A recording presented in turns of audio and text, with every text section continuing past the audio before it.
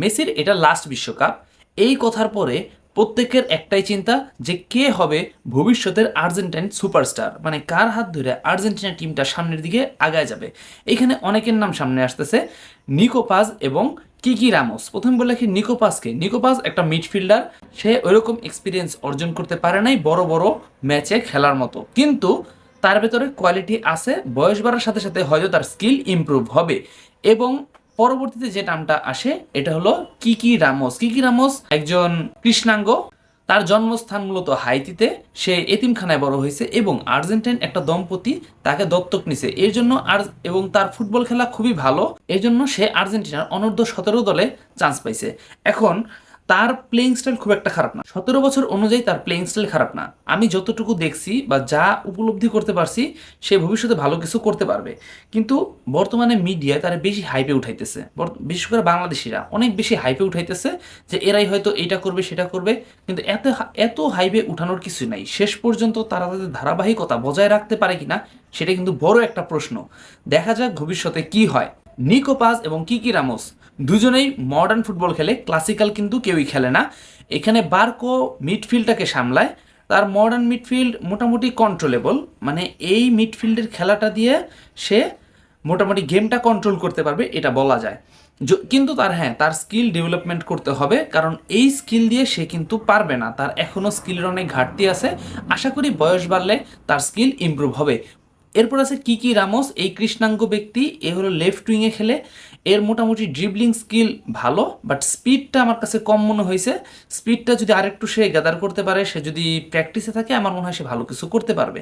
এরপর আসি coach Lionel Scaloni. কি 2030 সাল পর্যন্ত থাকবে না এখানেই শেষ তার যাত্রা? দেখো, এখন পর্যন্ত কাগজে কলমে এখানেই শেষ, কিন্তু মৌখিকভাবে তাকে 30 সাল পর্যন্ত রাখা হবে এই কথা শোনা গেছে। এবং একটা মজার ঘটনা ঘটছে, এক ভক্ত তার সাথে দেখা করতে গেছিল, সেই ভক্ত একটা চিরকুটের ভিতরে লিখে রাখছে যে আমি আপনাকে 2030 সাল পর্যন্ত কোচিং দায়িত্বে দেখতে চাই। এইখানে লিওনেল স্কালোনি একটা সিগনেচার পর্যন্ত নিয়ে নিছে। একবার ভাবেন যে একটা ছোট একটা বাচ্চা, যার কিনা ফুটবল বোঝারও এরকম বয়স হয় নাই, সেও চায় লিওনেল স্কালোনি কোচ হিসেবে থাকুক। আর আমরা তো আরও চাই। অ্যাজ এ আর্জেন্টিনা ফ্যান আমি মেসি রিটায়ারমেন্ট হবে এটা মাইনে নিয়েছিলাম, কিন্তু লিওনেল স্কালোনি থাকবে না এই জিনিসটা মানতে আমার বেশি কষ্ট হয়েছিল। আমার খুবই খারাপ লাগছিল লিওনেল স্কালোনি যদি না থাকে, আমি জানি না আমি নিজের কেমনে কন্ট্রোল করবো।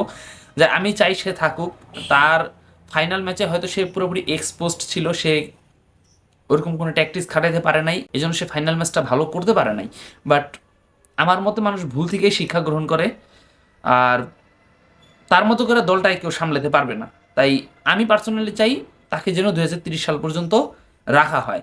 আর মেসির কি এটা লাস্ট ওয়ার্ল্ড কাপ? মেসি কবে অবসর নিবে অফিসিয়ালি এটার কোনো ঘোষণা আসে নাই, তবে প্যারাডাইস কয়েক জায়গায় বলছে যে মেসির হয়তো এটা লাস্ট ওয়ার্ল্ড কাপ, হয়তো না, মেসির এটা লাস্ট ওয়ার্ল্ড কাপ সেইভাবেই বলছে। এবং মেসি এরপরে আর কোনো ম্যাচ খেলবে কি না এটাও আর বলা যাইতেছে না।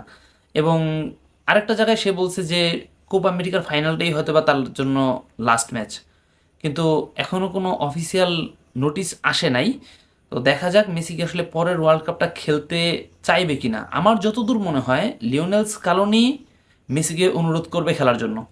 আর অন্যদিকে ডিমারিয়াও কিন্তু মেসিকে উদ্দেশ্য করে বলছিল মেসি যেন আরও খেলা চালায় যায়, তার এখনও ক্যাপাবিলিটি আছে, সে একজন প্লে মেকার, তার বয়স বাড়লেও সমস্যা হয় না, তার মিড গেম থেকে যে পাসগুলো সে দিবে এইটাই অনেকটা ভ্যালু ক্রিয়েট করবে।